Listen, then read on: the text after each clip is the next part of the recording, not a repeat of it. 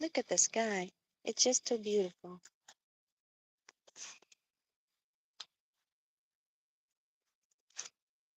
Wow.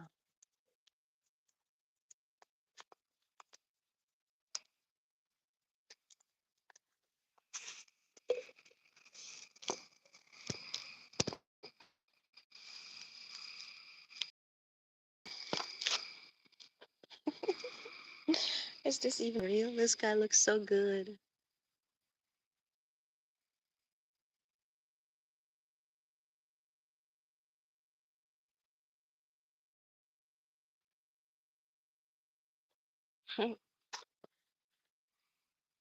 Yeah, so I have to get closer because I don't know if you can hear me.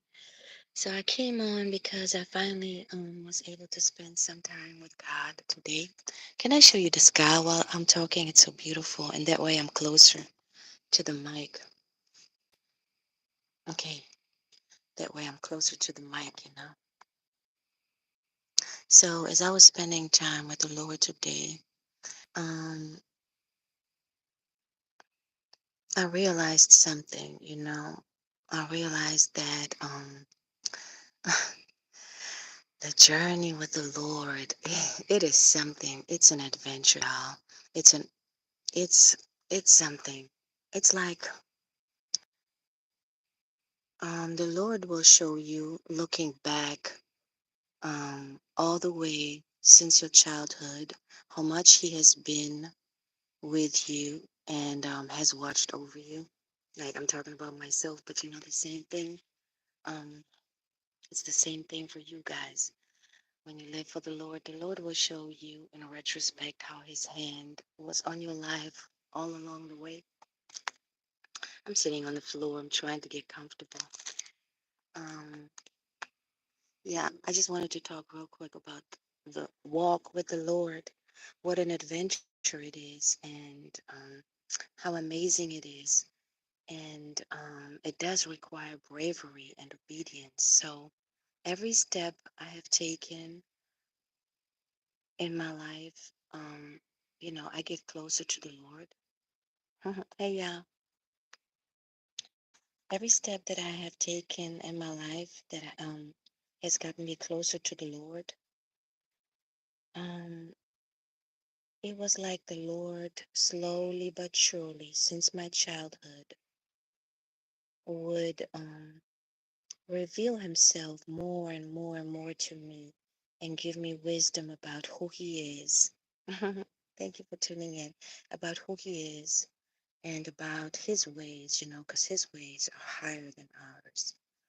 But as I started consciously following the Lord, um, sometimes I didn't know what's going to happen, meaning I obeyed Him. I felt like the Lord is telling me to do this, and I pray over it several times. I'm like, Lord, is this you?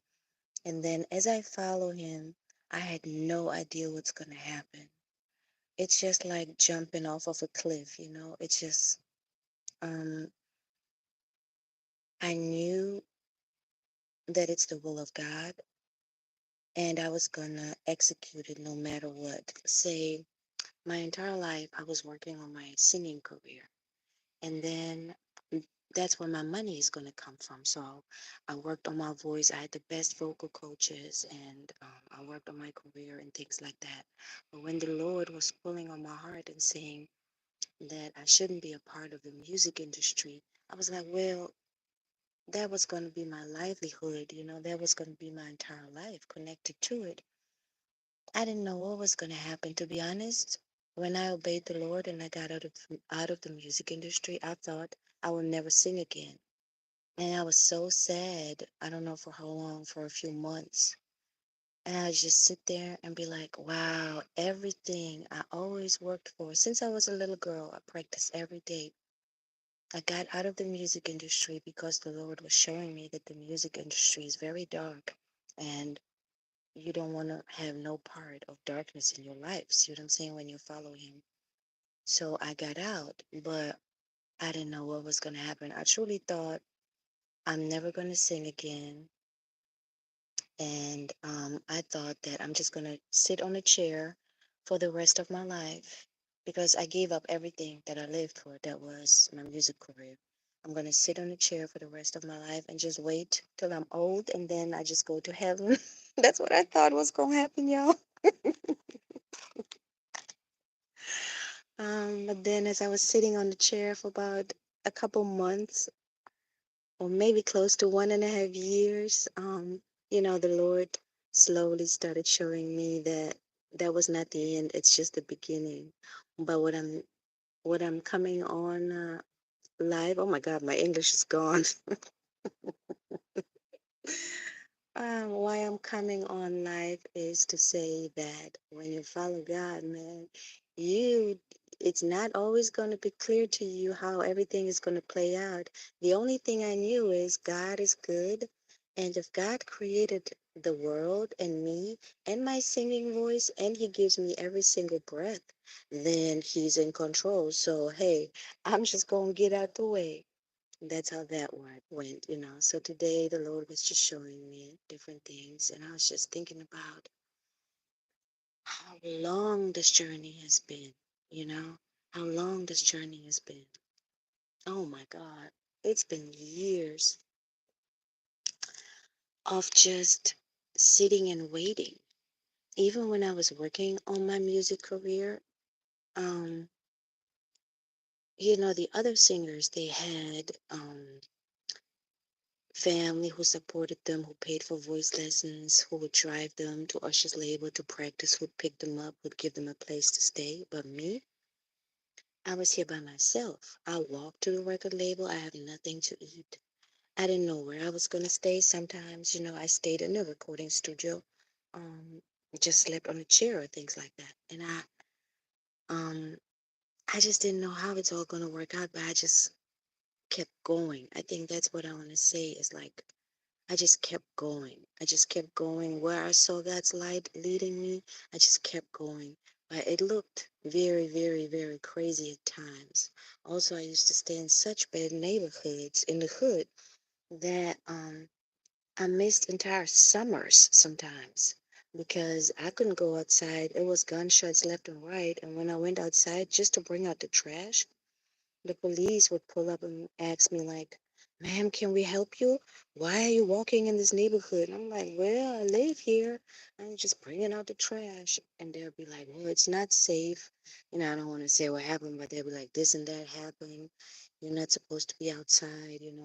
So I would see the sunshine outside, but I could never go outside. I miss an entire summer. And I remember at night I would sneak out just like now when I was living like in those bad neighborhoods because I felt like, well, at night nobody can see me. So I would go and sit on some steps, and around the corner I can see a few stars, just like now. And that would give me the sense of freedom. Other than that, I would have to be locked in the house. I would have to wait till one of the musicians, that worked for Usher's label or that I have met would bring me food or would give me a ride to the store or would bring me a snack. So just today, I was sitting there and just like spending time with the Lord, and I was like, Lord, this is a long journey. Lord is long. It's long. Like all the twists and turns and all the miscellaneous things that you just don't know. You just keep deciding in a moment, second by second. To follow him. It's just like I don't know what the Lord is up to, but I will follow him. That's what I wanted to share. That's all, y'all.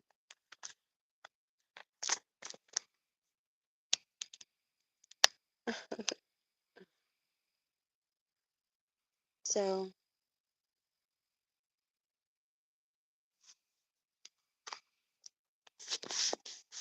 I'm gonna sit here some more, or not.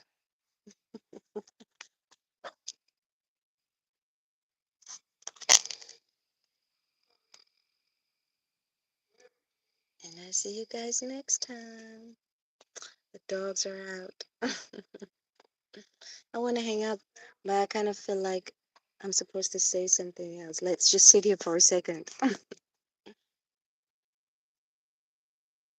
The clouds went away as I was speaking. Let me put my sweater on.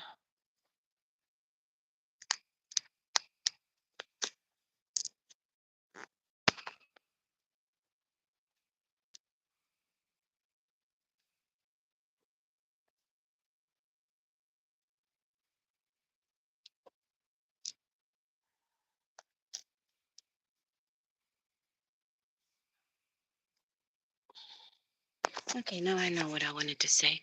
So, the road that most people take, the road that most people take. It's my little blue sweater, y'all. I love it. The road that most people travel in life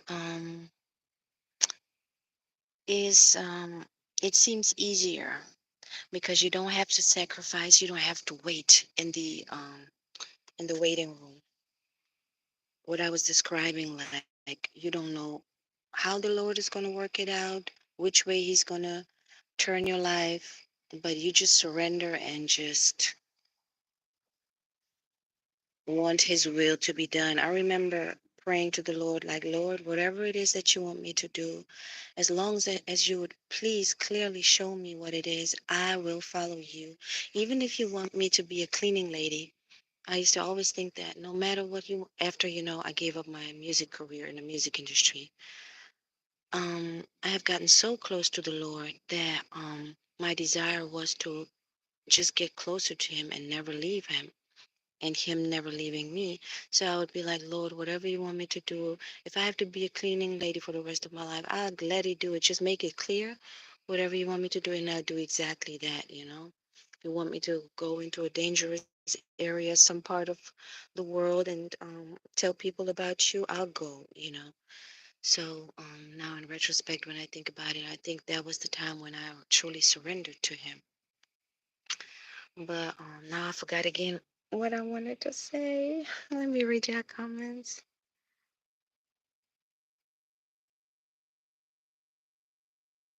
Oh, thank you for scrolling and found. Mm-hmm. 21.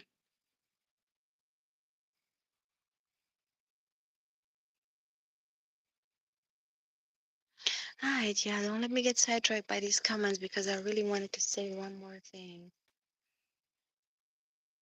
Oh, no, let's just sit here. It'll come to me.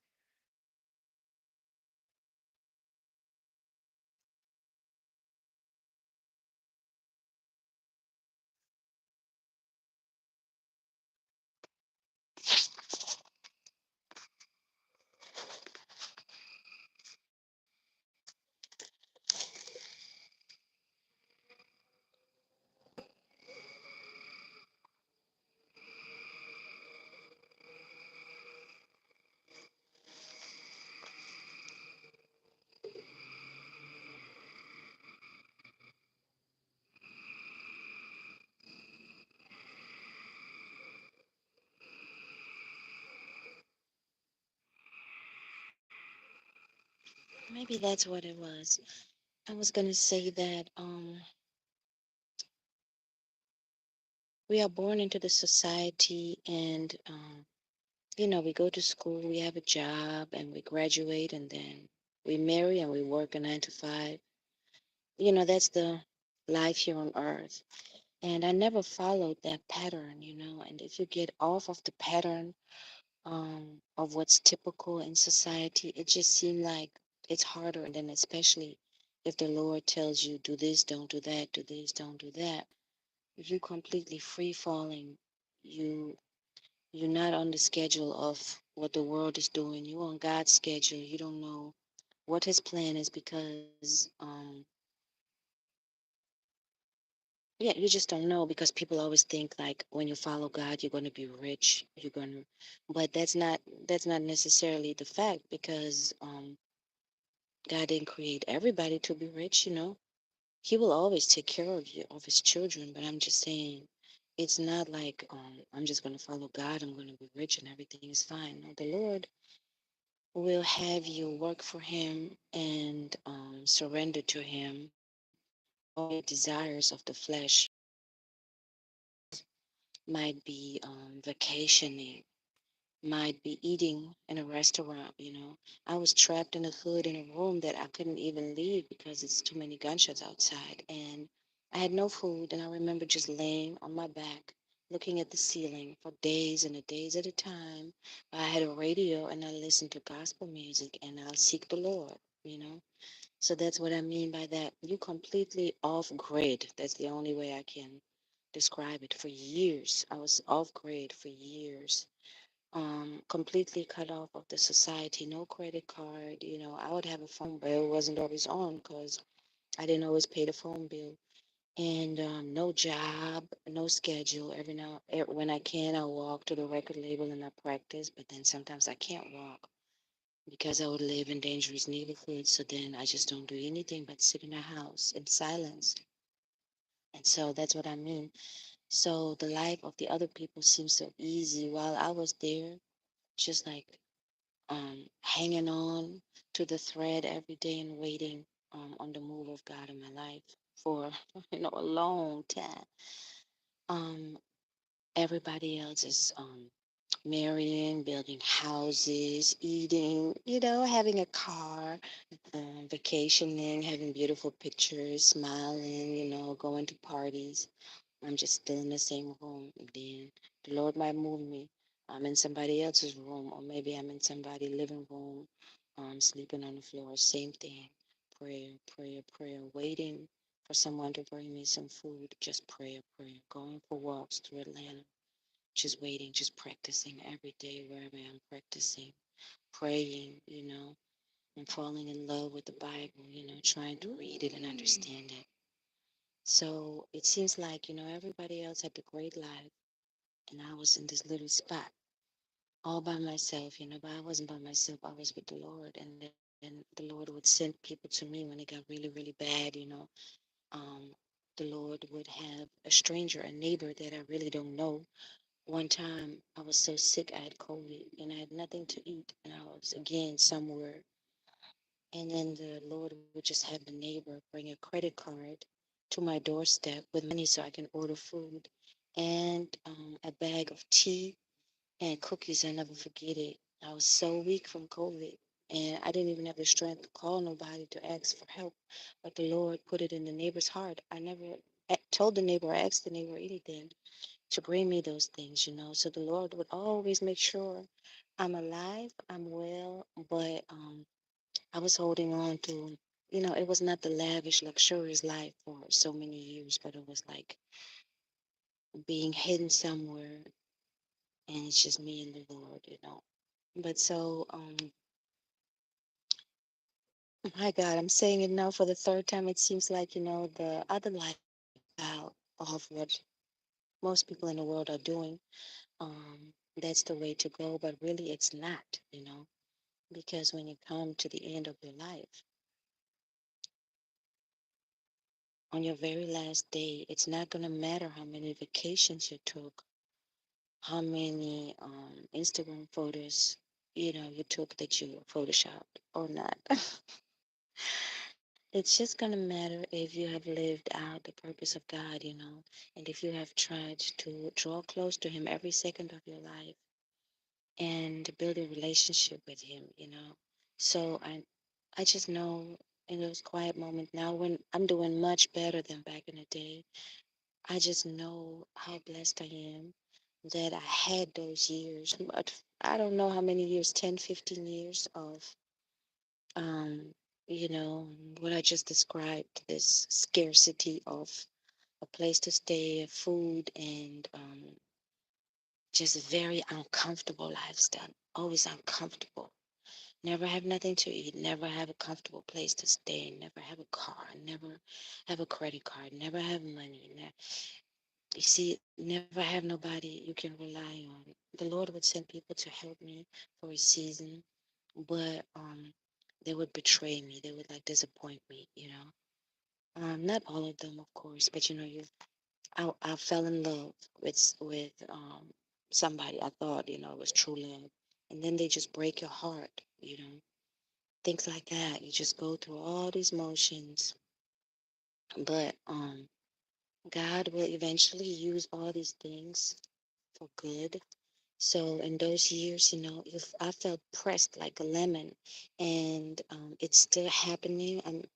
My life is still not what the world says luxurious or anything like that, but it's already much better.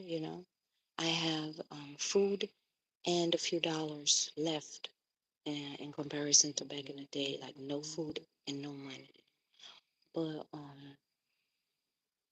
I lost the point because the neighbor and stuff like that.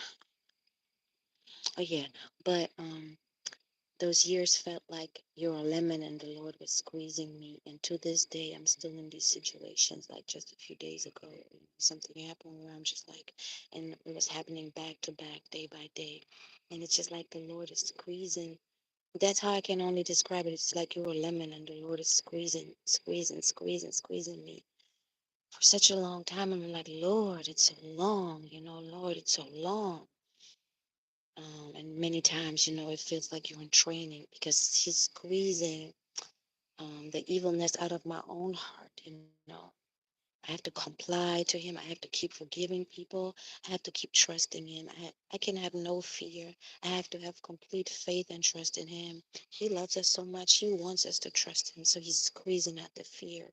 He's squeezing out the bitterness, all the people who broke my heart, who disappointed me, who lied to me. They like, I got your back, I got your back. Ain't nobody got your back. They tried to not only not have my back, but they would try to harm me and break me.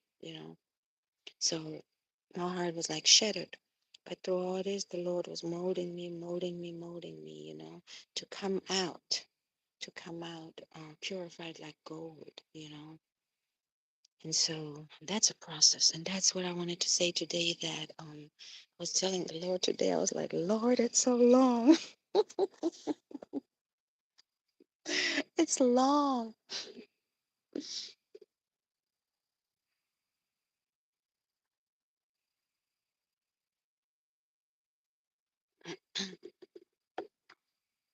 But when I was in Germany before the journey got really heightened, because God's hand is on your life since you're a baby. But my encounters with Him and the way He was talking to me was heightened. Um, the more I got separate from this world, the more heightened my interaction, or like Him showing me things. It was heightened, and sometimes it would be back to back. He's showing me this. Um, So I wouldn't want to trade that for nothing, of course. I wouldn't want to trade it for nothing. But man, sometimes I'll be like, this a little tough over right here, Lord. Um, it's a little tough.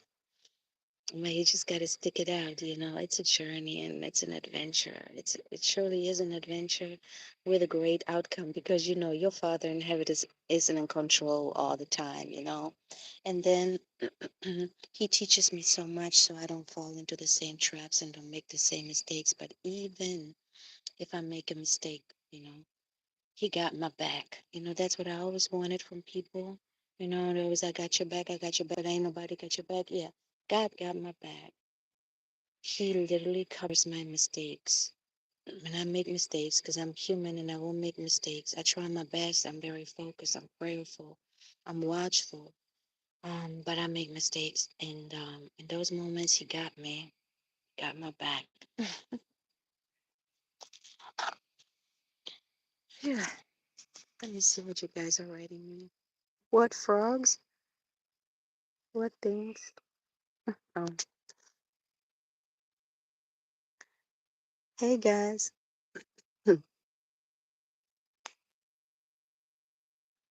Hi, Jazz. So, for whomever this was, for whomever this was, because I'm sharing this just as a testimony and to encourage the ones that know what I'm talking about that are going through the journey.